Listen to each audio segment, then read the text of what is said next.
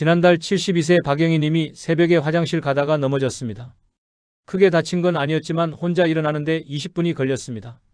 그 20분 동안 영희 님 머릿속에는 한 가지 생각만 맴돌았다고 합니다. 지금 누구한테 전화해야 하지? 아들은 전세자금 대출 3억에 애둘 학원비로 허덕이고 딸은 시어머니 병원비까지 대고 있는데 내가 또 짐이 되면 어쩌나. 결국 영희님은 그날도 그 다음 날도 자식에게 연락하지 못했습니다. 허리는 점점 더 아팠지만 참았습니다. 이게 바로 요즘 70대의 가장 무서운 현실입니다. 몸은 힘든데 자식 형편이 뻔히 보이니까 입을 못 여는 겁니다. 저는 27년 동안 노년층의 생활구조와 가족관계를 연구해온 생활설계 박사 이강민입니다. 현장에서 정말 많은 분들을 만나왔는데 공통점이 하나 있었습니다. 자식 둘, 셋 있어도 정작 급할 때는 혼자 버티는 분들이 대부분이라는 겁니다. 왜 이런 일이 생길까요? 자식들 경제 상황을 보면 답이 나옵니다. 요즘 40대, 50대 자식들은 본인들 살기도 빠듯합니다. 마이너스 통장 2천만 원, 신용대출 5천만 원, 전세자금대출 2억, 여기에 아이 학원비까지 합치면 한 달에 나가는 돈만 300만 원이 훌쩍 넘습니다. 이런 상황에서 부모가 갑자기 아프다고 하면 어떻게 될까요? 도와주고 싶어도 물리적으로 불가능한 겁니다. 더 무서운 건 이겁니다. 한번 아프기 시작하면 돈이 무서운 속도로 빠져나갑니다. 간병비 하루 15만 원이면 한 달에 450만 원입니다. 요양병원 한 달 비용이 기본 200만 원입니다. 집에서 요양보호사 쓰면 월 300만 원입니다. 연금 받는 돈으로는 턱도 없는 금액입니다. 그럼 결국 자식 손 벌릴 수밖에 없는데 자식도 없으면 어떻게 됩니까? 그때부터는 선택이 아니라 그냥 버티기가 됩니다. 제가 만난 69세 최동수님은 이렇게 말씀하셨습니다. 건강할 때는 몰랐어요. 나도 자식한테 기대면 되지 뭐. 그런데 막상 허리 디스크로 2달 누워 지내니까 알겠더라고요. 자식들도 자기 삶이 있고 나를 책임질 여유가 없다는 걸. 그때 너무 외롭고 무서웠어요. 이게 준비 안 하고 늙는 사람들의 현실입니다. 몸 성한 지금은 괜찮습니다. 문제는 갑자기 무릎이 아파서 계단을 못 내려가게 될 때, 손에 힘이 없어서 냄비를 못 들게 될 때, 어지러워서 혼자 병원을 못 갈 때입니다. 바로 그 순간부터 모든 게 무너집니다. 반대로 미리 준비한 사람들은 다릅니다. 갑자기 아파도 당황하지 않습니다. 집 구조를 혼자 살기 편하게 바꿔놨고 일주일에 2번씩 안부 확인해주는 이웃이 있고 매달 들어오고 나가는 돈도 눈에 보이게 정리되어 있고 만약을 대비해 연락할 사람 리스트도 만들어 뒀습니다. 이런 분들은 자식한테 전화할 때도 당당합니다. 나 이렇게 준비하고 있어. 너는 너 일 열심히 해. 이렇게 말할 수 있는 겁니다. 오늘 제가 말씀드릴 내용은 바로 이겁니다. 늙어서 후회하지 않게 만드는 노후 습관 5가지. 특히 자식에게 기대지 않아도 혼자 버틸 수 있는 구조를 어떻게 만드는지 아주 현실적으로 정리해 드릴 겁니다. 거창한 이야기 아닙니다. 지금 당장 오늘부터 시작할 수 있는 작은 것들입니다. 끝까지 들으시면 이런 게 명확해집니다. 지금 내가 어떤 상태인지, 무엇부터 바꿔야 하는지, 얼마나 급한 상황인지, 그리고 지금 시작하면 5년 뒤, 10년 뒤 내 노후가 어떻게 달라지는지까지 다 보이실 겁니다. 혹시 지금도 마음 한편으로 자식이 나중에 챙겨주겠지 하는 기대를 품고 계신다면 이 영상 꼭 끝까지 보세요. 그 기대가 나중에 얼마나 큰 후회로 바뀔 수 있는지, 그리고 지금 작은 습관 하나만 바꿔도 그 후회를 피할 수 있다는 걸 분명하게 느끼실 겁니다. 지금 여러분 상황과 가장 비슷한 부분이 어디인지 댓글로 솔직하게 한 줄 남겨주시면 서로에게 큰 도움이 될 거예요. 제가 얼마 전 상담했던 71세 김영수님 이야기를 들려드리겠습니다. 영수님은 남편을 5년 전에 먼저 보내고 혼자 살고 있습니다. 자식은 아들 하나, 딸 하나인데 둘 다 바쁘게 살고 있었지요. 아들은 회사 다니면서 아이 둘 키우느라 정신이 없고 딸은 남편 사업이 어려워진 뒤로 본인이 직장 다니면서 가게를 꾸려가고 있었습니다. 영수님은 평소에 이렇게 생각하며 지냈습니다. 나는 아직 괜찮아. 나이도 그럭저럭이고 건강도 나쁘지 않아. 자식들한테 손 벌릴 일은 당분간 없을 거야. 그렇게 혼자 살면서도 큰 불편 없이 지내셨습니다. 그러던 어느 날 새벽 4시쯤이었습니다. 화장실에 가려고 일어나다가 다리에 힘이 풀리면서 바닥에 털썩 주저앉았습니다. 침대 모서리에 옆구리를 부딪혔지만 크게 다친 건 아니었습니다. 문제는 일어나는 것이었습니다. 다리에 힘이 안 들어가서 벽을 짚고 일어서는데 한참이 걸렸습니다. 겨우 일어나 침대에 앉았는데 온몸이 떨렸습니다. 그 순간 영수님 머릿속에 가장 먼저 떠오른 생각이 이거였다고 합니다. 지금 이 일을 누구에게 말해야 하지? 아들한테 전화할까? 아니야, 아들은 요즘 회사에서 구조조정 때문에 밤늦게까지 야근하고 있잖아. 그럼 딸한테? 딸도 아니야. 시어머니 요양병원비까지 대면서 겨우겨우 버티고 있는데. 아침이 밝았습니다. 영수님은 휴대전화를 몇 번이나 집어들었다 놨다를 반복했습니다. 아들 전화번호를 누르려다가 멈췄습니다. 딸 카톡을 열었다가 닫았습니다. 결국 그날 하루 종일 아무에게도 연락하지 못했습니다. 왜 그랬을까요? 영수님은 이렇게 말했습니다. 아들이 지난달에 통화할 때 한숨을 푹푹 쉬더라고요. 회사에서 명예퇴직 압박받는다고. 마이너스 통장 이자만 한 달에 30만 원 넘게 나간다고. 딸은 딸대로 시어머니 요양병원비 때문에 적금도 깨고 보험도 해지했다고 하더라고요. 그런 애들한테 내가 넘어졌다고 말하는 순간 또 하나의 짐을 얻는 것 같아서 입이 떨어지지 않았어요. 그날부터 영수님의 며칠은 정말 길었습니다. 옆구리가 욱신거려서 식사를 하려고 허리를 굽히는 것도 전보다 두세 배는 힘들어졌습니다. 빨래를 늘어놓으려고 팔을 들어 올릴 때마다 찌릿한 통증이 왔습니다. 밤에는 뒤척이다가 아픈 데를 건드릴까봐 한쪽으로만 누워 잤습니다. 이틀째 되는 날 냉장고에서 김치통을 꺼내다가 손에서 미끄러져 바닥에 떨어뜨렸습니다. 김치 국물이 사방에 튀었습니다. 평소 같았으면 금방 닦았을 텐데 그날은 쪼그려 앉아서 닦는 게 너무 힘들었습니다.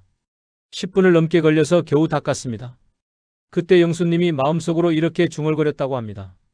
내가 아픈 것도 서러운데 이걸 누구한테 말할 수도 없다는 게 더 서럽네. 사흘째 되는 날 아침 딸한테서 카톡이 왔습니다. 엄마 잘 지내시죠? 저희는 잘 있어요. 영수님은 답장을 쓰려다가 손가락이 멈췄습니다. 뭐라고 써야 할까?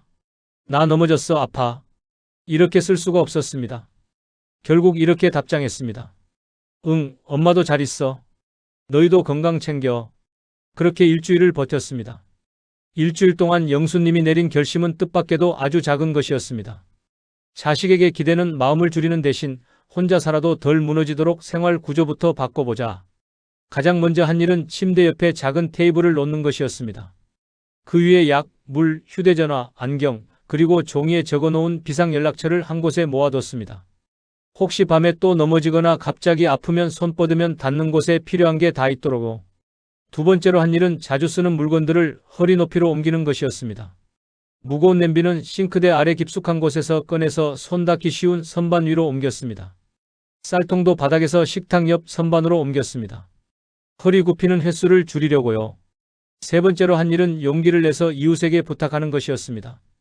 같은 층에 사는 66세 이명자님이 계셨는데 가끔 엘리베이터에서 마주치면 인사를 나누던 사이였습니다. 영수님은 복도에서 명자님을 만났을 때 조심스럽게 이렇게 말했습니다. 저기 죄송한데요. 혹시 제가 며칠 동안 안 보이면 초인종 한 번만 눌러주실 수 있을까요? 혼자 사니까 만약에 쓰러지거나 하면 아무도 모를까봐 걱정돼서요. 명자님은 흔쾌히 그러겠다고 했습니다. 그리고 이렇게 덧붙였습니다. 저도 똑같은 걱정하고 있었어요. 우리 서로 그렇게 하면 되겠네요. 그날 이후로 두 분은 일주일에 두세 번씩 복도에서 만나면 안부를 물었습니다. 이렇게 작은 변화들을 만들기 시작하면서 신기한 일이 생겼습니다. 자식들한테 하는 전화 내용이 달라진 겁니다. 예전에는 힘든 내색을 숨기느라 애쓰던 통화가 요즘은 이런 식으로 바뀌었습니다. 나 요즘 집 구조 조금 바꿨어. 혼자 살기 편하게. 이웃이랑도 서로 안부 확인하기로 했고 너희는 너희 삶 열심히 살아. 엄마는 엄마대로 준비하고 있으니까. 그러자 아들도 딸도 오히려 마음이 편해진 것 같았습니다. 전화 목소리가 한결 가벼워졌습니다. 엄마 대단하시네요. 우리도 안심되고 좋아요. 이런 식으로요. 이렇게 작은 변화만으로도 노후는 충분히 달라질 수 있습니다. 여러분 구독과 좋아요 부탁드립니다. 이 채널은 여러분의 편안한 노후를 진심으로 응원합니다. 오늘 영상 끝까지 보시면 왜 지금 당장 작은 습관 하나라도 바꿔야 하는지 그리고 무엇부터 바꾸면 되는지 명확하게 정리가 되실 거예요. 뒤에 나올 5가지 습관을 모르시면 지금까지 혼자 애써온 노력이 의미 없어질 수도 있습니다. 이제 본격적으로 늙어서 후회하지 않게 만드는 노후 습관 5가지를 하나씩 짚어보겠습니다. 영수님처럼 작은 변화로 큰 안정을 얻을 수 있는 구체적인 방법들입니다. 노후의 가장 위험한 생각 중 하나가 바로 이겁니다. 언젠가는 자식이 나를 책임져 줄 것이라는 믿음입니다. 이 믿음이 강할수록 내 삶의 구조를 스스로 점검할 기회를 놓치게 됩니다. 통계청 조사를 봐도 60대 이상 상당수는 머리로는 노후를 스스로 준비해야 한다고 답하면서도 실제 생활에서는 여전히 자식에 대한 기대를 크게 가지고 있는 것으로 나타납니다. 생각과 현실 사이에 큰 간격이 있다는 뜻입니다. 68세 최 복자님은 평생 자식만 바라보고 살아오셨습니다. 나중에 내가 힘들면 애들이 챙기겠지 하며 생활비도 자식에게 맞춰 쓰셨습니다. 그런데 다리가 아파 누워 지내게 되자 자식들 모두 형편이 빠듯해 도와주고 싶어도 크게 도와줄 수 없는 상황이 되어 버렸습니다. 그때 복자님이 하신 말이 아직도 기억납니다. 자식이 미운 게 아니라 내가 너무 기대고만 살았다는 게 후회된다. 지금 당장 할 수 있는 첫 단계는 이 질문을 스스로에게 던져보는 겁니다. 내가 갑자기 한 달 동안 움직이기 힘들어지면 자식에게 어디까지 실제로 부탁할 수 있을까? 그 답을 머릿속에서만 굴리지 말고 종이에 적어보시면 좋습니다. 그리고 그 아래에 이렇게 적어봅니다. 자식이 못 도와줘도 내가 버틸 수 있도록 무엇을 준비해야 할까?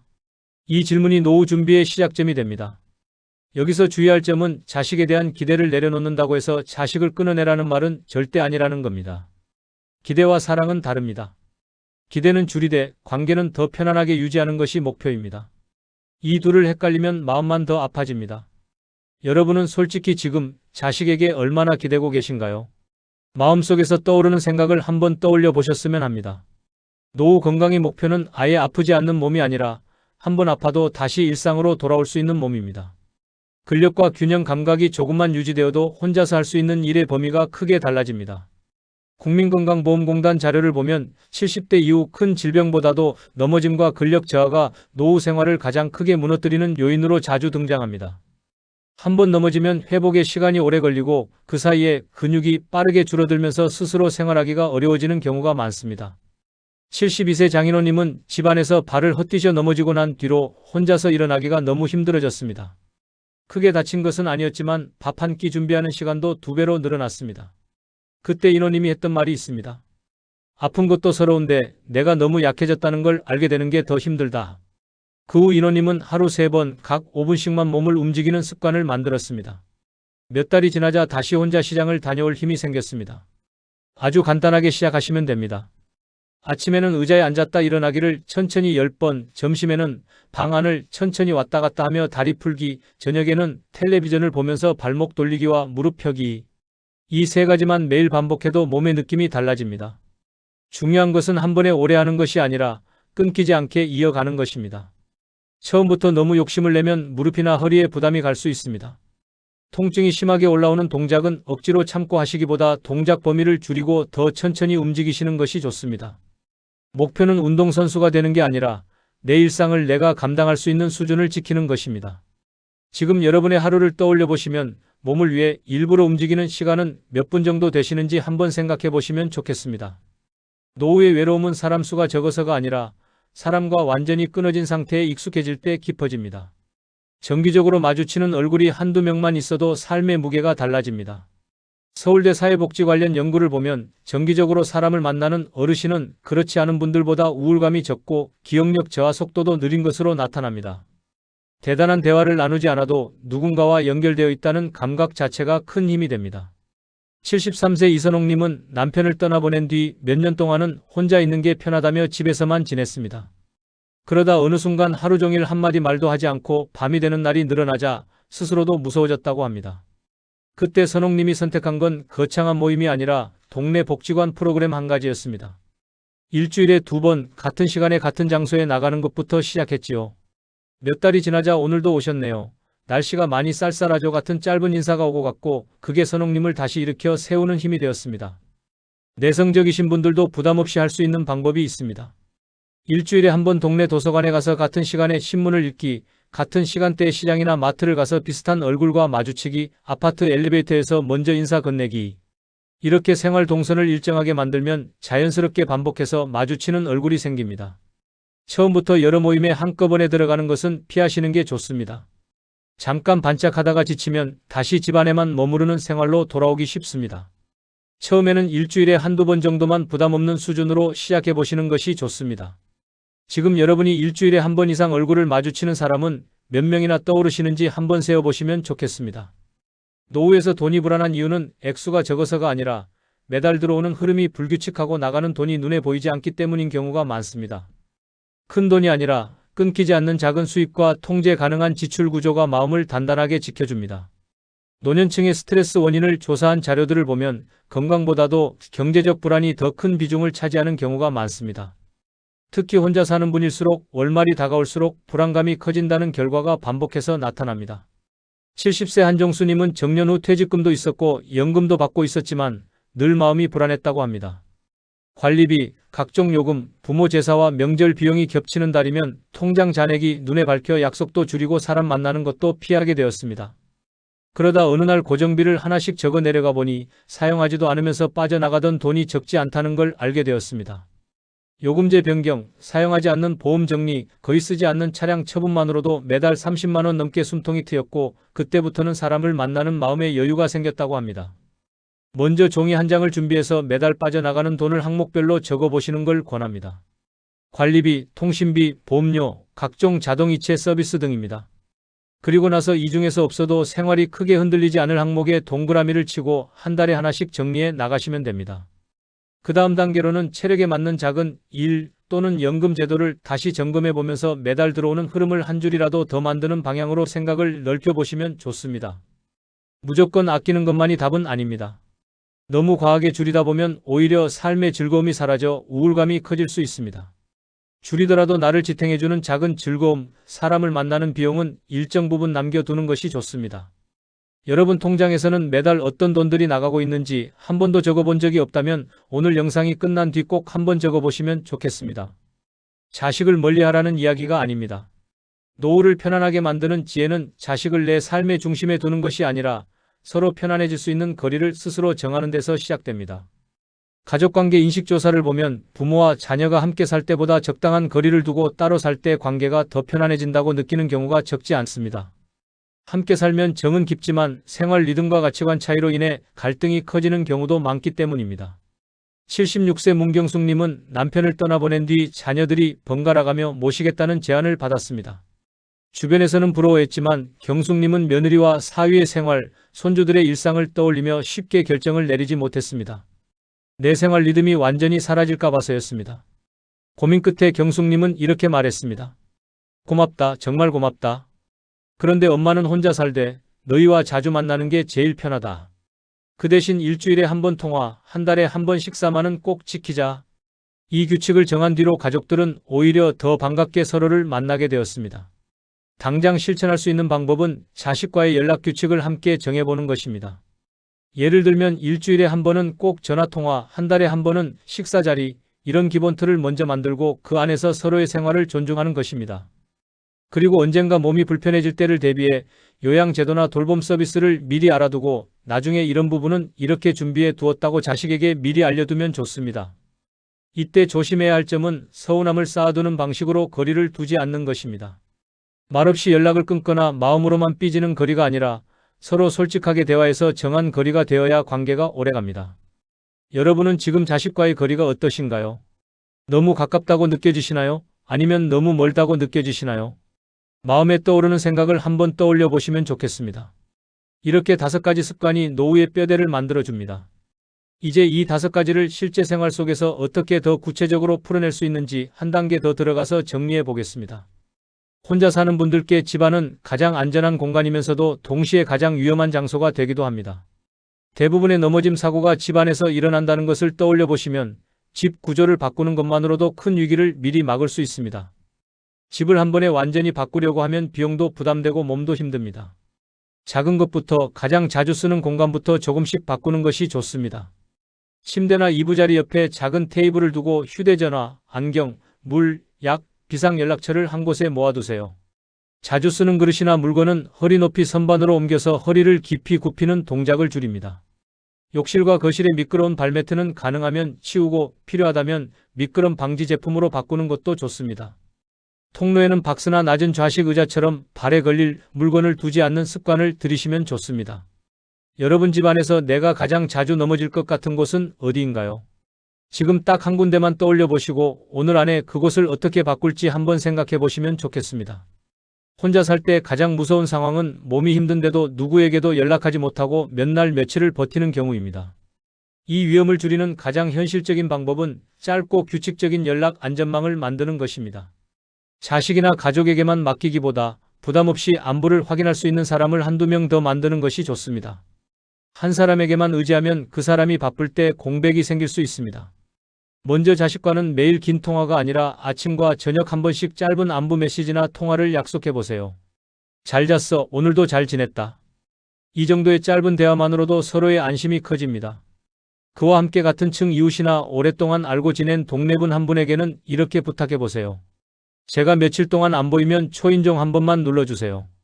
이 부탁은 상대에게 짐이 아니라 나를 지켜주는 역할을 나누는 일입니다.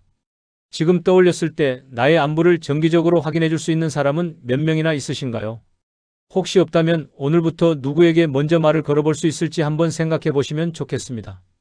노후의 운동은 멋진 몸을 만드는 것이 아니라 넘어지지 않고 혼자서 씻고, 걷고, 밥을 챙겨 먹을 수 있는 힘을 유지하는 것이 목표입니다.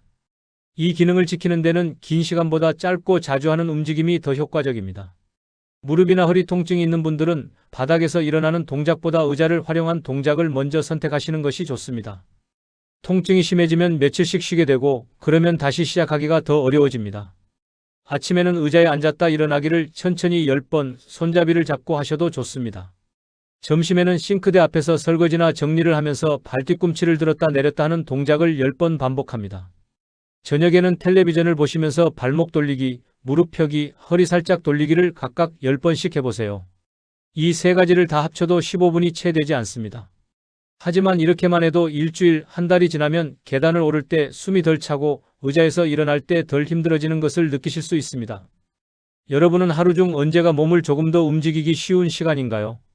아침인가요? 점심인가요? 저녁인가요? 나에게 맞는 시간을 한번 떠올려 보시면 습관 만들기에 도움이 됩니다. 혼자 살다 보면 식사를 대충 때우기 쉽습니다. 그러나 노년기의 영양 부족은 근력 감소와 피로감, 우울감으로 바로 이어질 수 있습니다. 완벽한 식단보다 지키기 쉬운 기준을 세우는 것이 중요합니다. 한 번에 많은 반찬을 해놓고 며칠씩 같은 것만 드시다 보면 입맛이 떨어지고 식사 자체가 귀찮아질 수 있습니다. 부담 없는 양을 조금씩 간단하게 챙기는 것이 오히려 좋습니다. 식사 때마다 이렇게 세 가지만 기억해 보세요.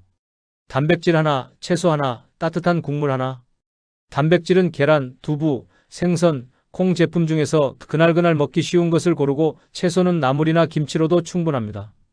국이나 미역국, 된장국처럼 집에 있는 재료로 간단히 끓여 드셔도 좋습니다. 세 가지를 다 채우기 어려운 날에는 우유 한 컵과 삶은 계란 하나, 김치만 있어도 식사를 거르는 것보다는 훨씬 낫습니다. 여러분이 제일 자주 먹는 단백질 음식은 무엇인가요? 한 가지만 떠올려서 앞으로 힘들 때는 이것만이라도 꼭 챙기겠다고 한번 마음먹어 보시면 어떨까요? 돈 걱정의 상당 부분은 실제 액수보다도 얼만큼 들어오고 나가는지 모르는 데서 시작됩니다. 흐름을 눈으로 확인하는 순간 같은 돈이어도 불안이 줄어듭니다. 처음부터 몇 년치 가계부를 정리하려고 하면 금방 지치게 됩니다. 적어도 한 달만, 이번 달만 제대로 적어보겠다고 마음먹는 것이 좋습니다. 이번 달 달력을 꺼내서 하루에 돈을 쓴 날에는 금액과 사용처를 간단히 적어보세요. 예를 들면 12월 3일 택시요금, 간식, 약값 이런 식으로요. 한 달이 지나고 나면 어디에 돈이 많이 나가는지 한눈에 보입니다. 그 다음에는 줄일 수 있는 항목에 세모 표시를 해보고 그 중에서 가장 부담이 적은 것부터 하나씩 줄여보시면 됩니다. 이 과정을 마친 뒤 연금이나 소득 흐름도 같은 방식으로 정리하면 내 삶을 지탱해주는 줄과 새어나가는 줄이 뚜렷해집니다. 한 달 동안 돈이 어디로 가장 많이 빠져나가는지 여러분은 감이 오시나요? 아니면 잘 모르시나요? 이번 달에 직접 적어보고 난 뒤 느낌을 나중에 한번 생각해 보시면 좋겠습니다. 자식과의 대화에서 가장 어려운 부분이 바로 노후 이야기입니다. 막연히 언젠가 얘기해야지 하다가 정작 필요할 때는 감정이 앞서서 서로 상처를 주기 쉽습니다. 대화를 시작할 때 서운함부터 꺼내면 자식도 마음이 다치게 됩니다. 먼저 고마움과 존중을 표현한 뒤 내가 준비하고 싶은 방향을 나누는 것이 좋습니다. 미리 이렇게 한 문장을 준비해 보세요. 엄마는, 아빠는 너희에게 기대서 사는 것보다 너희가 너희 삶을 잘 살 수 있기를 바란다. 그래서 혼자 살면서도 덜 흔들리도록 이런 준비를 조금씩 하고 있다. 이런 식으로요. 이 말을 한번 해두면 자식도 나중에 필요한 상황이 왔을 때 더 편안한 마음으로 서로 도울 수 있습니다. 여러분이 자식에게 꼭 해주고 싶은 말 한마디가 있다면 무엇인가요? 마음속에만 담아두지 마시고 한번 떠올려 보시는 건 어떨까요? 이렇게 생활구조, 몸, 관계, 돈, 자식과의 거리를 실제 생활 속 습관으로 바꿔 놓으면 노후는 훨씬 덜 흔들립니다. 이제 마지막으로 오늘 내용을 정리하면서 지금 당장 무엇부터 시작하면 좋을지 방향을 잡아보겠습니다. 챕터 3. 늙어서 후회하지 않게 만드는 노후 습관 5가지. 노후의 가장 위험한 생각 중 하나가 바로 이겁니다. 언젠가는 자식이 나를 책임져 줄 것이라는 믿음입니다. 이 믿음이 강할수록 내 삶의 구조를 스스로 점검할 기회를 놓치게 됩니다. 통계청 조사를 봐도 60대 이상 상당수는 머리로는 노후를 스스로 준비해야 한다고 답하면서도 실제 생활에서는 여전히 자식에 대한 기대를 크게 가지고 있는 것으로 나타납니다. 생각과 현실 사이에 큰 간격이 있다는 뜻입니다. 68세 최 복자님은 평생 자식만 바라보고 살아오셨습니다. 나중에 내가 힘들면 애들이 챙기겠지 하며 생활비도 자식에게 맞춰 쓰셨습니다. 그런데 다리가 아파 누워 지내게 되자 자식들 모두 형편이 빠듯해 도와주고 싶어도 크게 도와줄 수 없는 상황이 되어 버렸습니다. 그때 복자님이 하신 말이 아직도 기억납니다. 자식이 미운 게 아니라 내가 너무 기대고만 살았다는 게 후회된다. 지금 당장 할 수 있는 첫 단계는 이 질문을 스스로에게 던져보는 겁니다. 내가 갑자기 한 달 동안 움직이기 힘들어지면 자식에게 어디까지 실제로 부탁할 수 있을까? 그 답을 머릿속에서만 굴리지 말고 종이에 적어보시면 좋습니다. 그리고 그 아래에 이렇게 적어봅니다. 자식이 못 도와줘도 내가 버틸 수 있도록 무엇을 준비해야 할까? 이 질문이 노후 준비의 시작점이 됩니다. 여기서 주의할 점은 자식에 대한 기대를 내려놓는다고 해서 자식을 끊어내라는 말은 절대 아니라는 겁니다. 기대와 사랑은 다릅니다. 기대는 줄이되 관계는 더 편안하게 유지하는 것이 목표입니다. 이 둘을 헷갈리면 마음만 더 아파집니다. 여러분은 솔직히 지금 자식에게 얼마나 기대고 계신가요? 마음속에서 떠오르는 생각을 한번 떠올려 보셨으면 합니다. 노후 건강의 목표는 아예 아프지 않는 몸이 아니라 한번 아파도 다시 일상으로 돌아올 수 있는 몸입니다. 근력과 균형 감각이 조금만 유지되어도 혼자서 할 수 있는 일의 범위가 크게 달라집니다. 국민건강보험공단 자료를 보면 70대 이후 큰 질병보다도 넘어짐과 근력 저하가 노후 생활을 가장 크게 무너뜨리는 요인으로 자주 등장합니다. 한번 넘어지면 회복에 시간이 오래 걸리고 그 사이에 근육이 빠르게 줄어들면서 스스로 생활하기가 어려워지는 경우가 많습니다. 72세 장인호님은 집안에서 발을 헛디뎌 넘어지고 난 뒤로 혼자서 일어나기가 너무 힘들어졌습니다. 크게 다친 것은 아니었지만 밥 한 끼 준비하는 시간도 2배로 늘어났습니다. 그때 인호님이 했던 말이 있습니다. 아픈 것도 서러운데 내가 너무 약해졌다는 걸 알게 되는 게 더 힘들다. 그 후 인호님은 하루 3번 각 5분씩만 몸을 움직이는 습관을 만들었습니다. 몇 달이 지나자 다시 혼자 시장을 다녀올 힘이 생겼습니다. 아주 간단하게 시작하시면 됩니다. 아침에는 의자에 앉았다 일어나기를 천천히 10번, 점심에는 방 안을 천천히 왔다 갔다 하며 다리 풀기, 저녁에는 텔레비전을 보면서 발목 돌리기와 무릎 펴기. 이 3가지만 매일 반복해도 몸의 느낌이 달라집니다. 중요한 것은 한 번에 오래 하는 것이 아니라 끊기지 않게 이어가는 것입니다. 처음부터 너무 욕심을 내면 무릎이나 허리에 부담이 갈 수 있습니다. 통증이 심하게 올라오는 동작은 억지로 참고 하시기보다 동작 범위를 줄이고 더 천천히 움직이시는 것이 좋습니다. 목표는 운동선수가 되는 게 아니라 내 일상을 내가 감당할 수 있는 수준을 지키는 것입니다.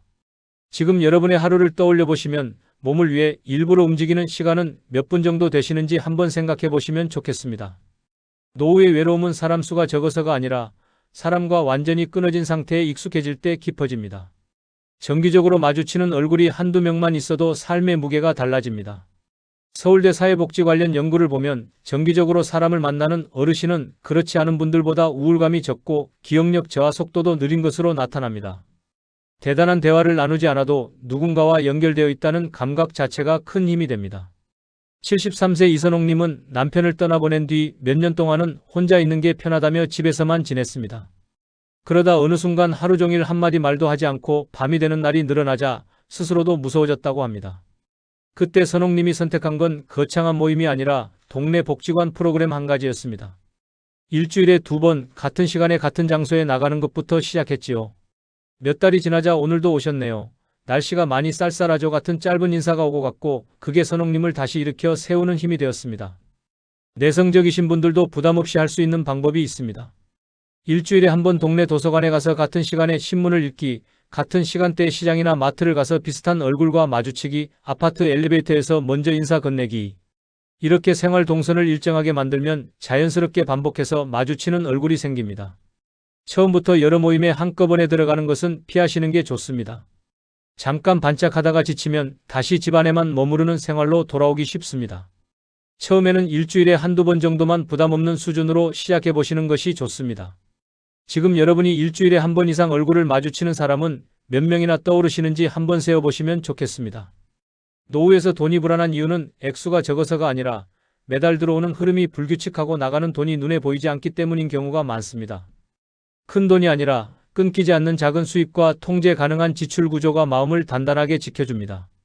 노년층의 스트레스 원인을 조사한 자료들을 보면 건강보다도 경제적 불안이 더 큰 비중을 차지하는 경우가 많습니다.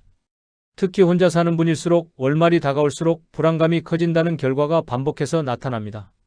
70세 한정수님은 정년 후 퇴직금도 있었고 연금도 받고 있었지만 늘 마음이 불안했다고 합니다. 관리비, 각종 요금, 부모 제사와 명절 비용이 겹치는 달이면 통장 잔액이 눈에 밝혀 약속도 줄이고 사람 만나는 것도 피하게 되었습니다. 그러다 어느 날 고정비를 하나씩 적어 내려가 보니 사용하지도 않으면서 빠져나가던 돈이 적지 않다는 걸 알게 되었습니다. 요금제 변경, 사용하지 않는 보험 정리, 거의 쓰지 않는 차량 처분만으로도 매달 30만 원 넘게 숨통이 트였고 그때부터는 사람을 만나는 마음에 여유가 생겼다고 합니다. 먼저 종이 한 장을 준비해서 매달 빠져나가는 돈을 항목별로 적어보시는 걸 권합니다. 관리비, 통신비, 보험료, 각종 자동이체 서비스 등입니다. 그리고 나서 이 중에서 없어도 생활이 크게 흔들리지 않을 항목에 동그라미를 치고 한 달에 하나씩 정리해 나가시면 됩니다. 그 다음 단계로는 체력에 맞는 작은 일 또는 연금 제도를 다시 점검해 보면서 매달 들어오는 흐름을 한 줄이라도 더 만드는 방향으로 생각을 넓혀보시면 좋습니다. 무조건 아끼는 것만이 답은 아닙니다. 너무 과하게 줄이다 보면 오히려 삶의 즐거움이 사라져 우울감이 커질 수 있습니다. 줄이더라도 나를 지탱해주는 작은 즐거움, 사람을 만나는 비용은 일정 부분 남겨두는 것이 좋습니다. 여러분 통장에서는 매달 어떤 돈들이 나가고 있는지 한 번도 적어본 적이 없다면 오늘 영상이 끝난 뒤 꼭 한번 적어보시면 좋겠습니다. 자식을 멀리하라는 이야기가 아닙니다. 노후를 편안하게 만드는 지혜는 자식을 내 삶의 중심에 두는 것이 아니라 서로 편안해질 수 있는 거리를 스스로 정하는 데서 시작됩니다. 가족관계 인식조사를 보면 부모와 자녀가 함께 살 때보다 적당한 거리를 두고 따로 살 때 관계가 더 편안해진다고 느끼는 경우가 적지 않습니다. 함께 살면 정은 깊지만 생활 리듬과 가치관 차이로 인해 갈등이 커지는 경우도 많기 때문입니다. 76세 문경숙님은 남편을 떠나보낸 뒤 자녀들이 번갈아가며 모시겠다는 제안을 받았습니다. 주변에서는 부러워했지만 경숙님은 며느리와 사위의 생활, 손주들의 일상을 떠올리며 쉽게 결정을 내리지 못했습니다. 내 생활 리듬이 완전히 사라질까 봐서였습니다. 고민 끝에 경숙님은 이렇게 말했습니다. 고맙다, 정말 고맙다. 그런데 엄마는 혼자 살되 너희와 자주 만나는 게 제일 편하다. 그 대신 일주일에 한 번 통화, 한 달에 한 번 식사만은 꼭 지키자. 이 규칙을 정한 뒤로 가족들은 오히려 더 반갑게 서로를 만나게 되었습니다. 당장 실천할 수 있는 방법은 자식과의 연락 규칙을 함께 정해보는 것입니다. 예를 들면 일주일에 한 번은 꼭 전화통화, 한 달에 한 번은 식사 자리, 이런 기본 틀을 먼저 만들고 그 안에서 서로의 생활을 존중하는 것입니다. 그리고 언젠가 몸이 불편해질 때를 대비해 요양제도나 돌봄 서비스를 미리 알아두고 나중에 이런 부분은 이렇게 준비해 두었다고 자식에게 미리 알려두면 좋습니다. 이때 조심해야 할 점은 서운함을 쌓아두는 방식으로 거리를 두지 않는 것입니다. 말없이 연락을 끊거나 마음으로만 삐지는 거리가 아니라 서로 솔직하게 대화해서 정한 거리가 되어야 관계가 오래갑니다. 여러분은 지금 자식과의 거리가 어떠신가요? 너무 가깝다고 느껴지시나요? 아니면 너무 멀다고 느껴지시나요? 마음에 떠오르는 생각을 한번 떠올려 보시면 좋겠습니다. 이렇게 5가지 습관이 노후의 뼈대를 만들어줍니다. 이제 이 5가지를 실제 생활 속에서 어떻게 더 구체적으로 풀어낼 수 있는지 한 단계 더 들어가서 정리해 보겠습니다. 챕터 4. 혼자서도 단단해지는 노후 독립 실천법 정리. 혼자 사는 분들께 집안은 가장 안전한 공간이면서도 동시에 가장 위험한 장소가 되기도 합니다. 대부분의 넘어짐 사고가 집안에서 일어난다는 것을 떠올려 보시면 집 구조를 바꾸는 것만으로도 큰 위기를 미리 막을 수 있습니다. 집을 한 번에 완전히 바꾸려고 하면 비용도 부담되고 몸도 힘듭니다. 작은 것부터 가장 자주 쓰는 공간부터 조금씩 바꾸는 것이 좋습니다. 침대나 이부자리 옆에 작은 테이블을 두고 휴대전화, 안경, 물, 약, 비상연락처를 한 곳에 모아두세요. 자주 쓰는 그릇이나 물건은 허리 높이 선반으로 옮겨서 허리를 깊이 굽히는 동작을 줄입니다. 욕실과 거실의 미끄러운 발매트는 가능하면 치우고 필요하다면 미끄럼 방지 제품으로 바꾸는 것도 좋습니다. 통로에는 박스나 낮은 좌식 의자처럼 발에 걸릴 물건을 두지 않는 습관을 들이시면 좋습니다. 여러분 집안에서 내가 가장 자주 넘어질 것 같은 곳은 어디인가요? 지금 딱 한 군데만 떠올려 보시고 오늘 안에 그곳을 어떻게 바꿀지 한번 생각해 보시면 좋겠습니다. 혼자 살 때 가장 무서운 상황은 몸이 힘든데도 누구에게도 연락하지 못하고 몇 날 며칠을 버티는 경우입니다. 이 위험을 줄이는 가장 현실적인 방법은 짧고 규칙적인 연락 안전망을 만드는 것입니다. 자식이나 가족에게만 맡기기보다 부담 없이 안부를 확인할 수 있는 사람을 한두 명 더 만드는 것이 좋습니다. 한 사람에게만 의지하면 그 사람이 바쁠 때 공백이 생길 수 있습니다. 먼저 자식과는 매일 긴 통화가 아니라 아침과 저녁 한 번씩 짧은 안부 메시지나 통화를 약속해 보세요. 잘 잤어. 오늘도 잘 지냈다. 이 정도의 짧은 대화만으로도 서로의 안심이 커집니다.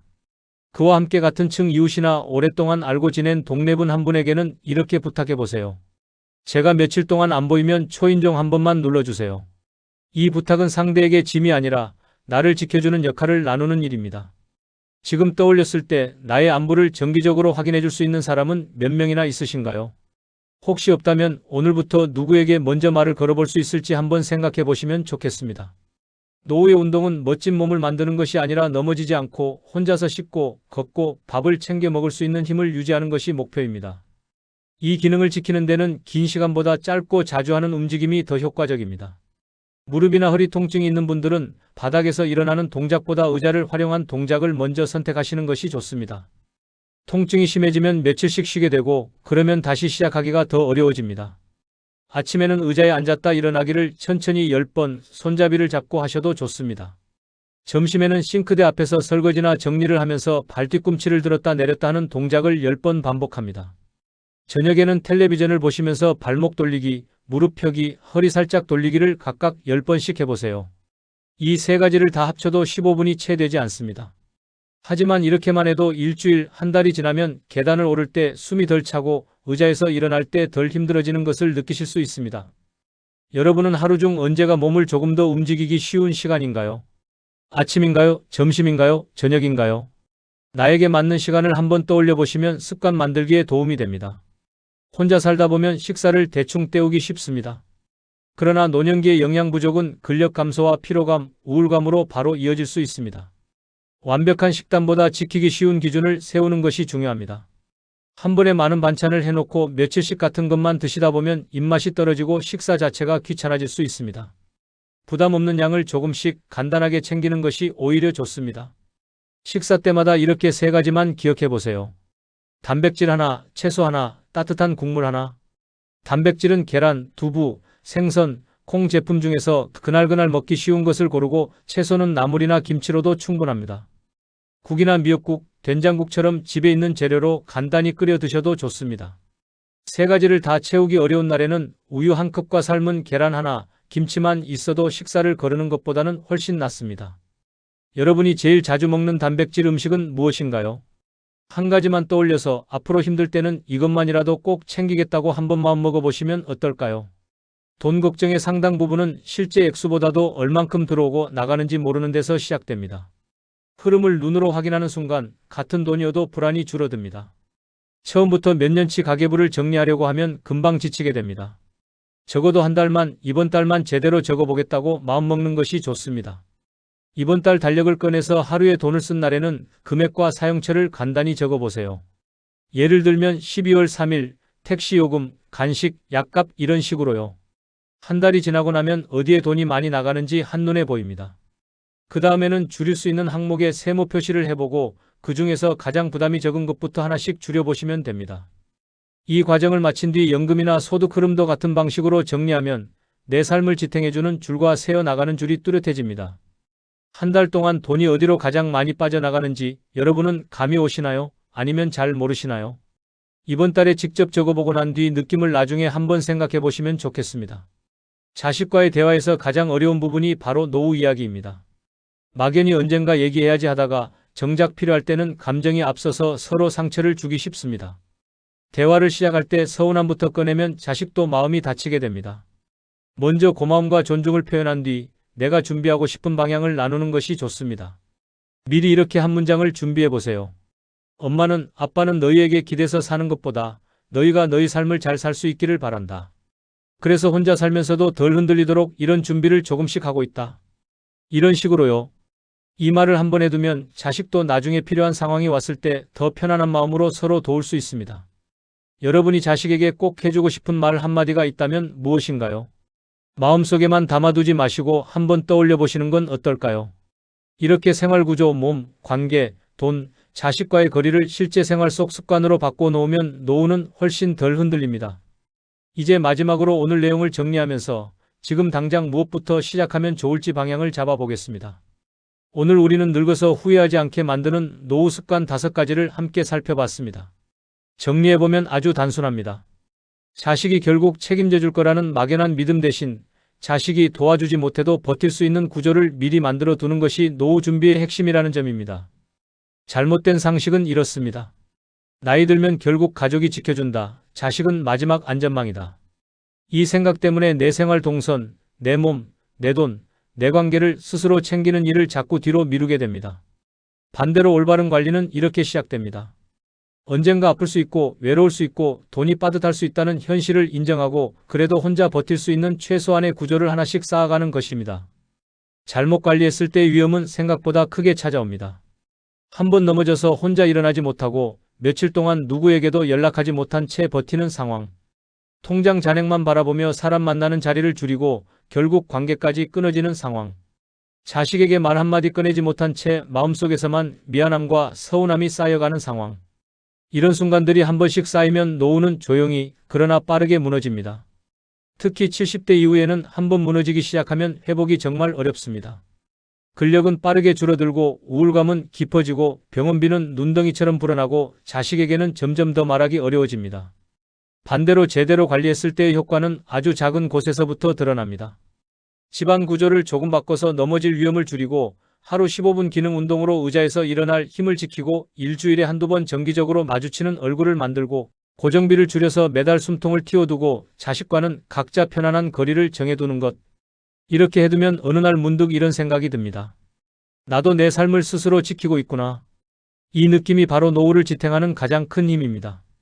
오늘 당장 실천할 수 있는 단 하나의 제안을 드리자면 이걸 권하고 싶습니다. 오늘 영상이 끝나면 종이 한 장을 꺼내서 이렇게 4줄만 적어보세요. 첫째, 내가 갑자기 아프면 누구에게 연락할 것인지. 둘째, 하루에 몸을 위해 움직이는 시간은 몇 분인지. 셋째, 일주일에 한 번 이상 마주치는 사람이 누구인지. 넷째, 매달 꼭 나가는 돈 중에서 줄일 수 있는 것은 무엇인지.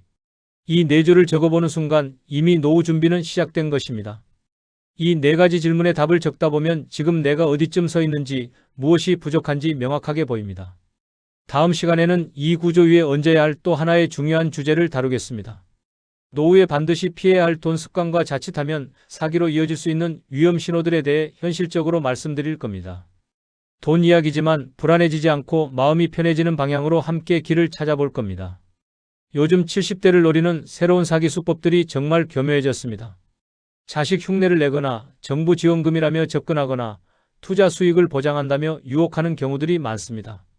다음 영상에서는 이런 위험 신호를 미리 알아채는 방법과 만약 이미 당했다면 어떻게 대처해야 하는지까지 구체적으로 정리해 드리겠습니다. 오늘 이야기 들으시면서 여러분은 어떤 노후를 살고 싶다는 생각이 드셨나요? 지금 가장 먼저 바꾸고 싶은 습관이 있으시다면 댓글로 한 줄 남겨주시면 좋겠습니다. 여러분의 경험과 다짐이 누군가에게는 큰 용기가 됩니다. 혼자 고민하지 마시고 이 자리에서 서로 나누면서 함께 준비해 나가면 좋겠습니다.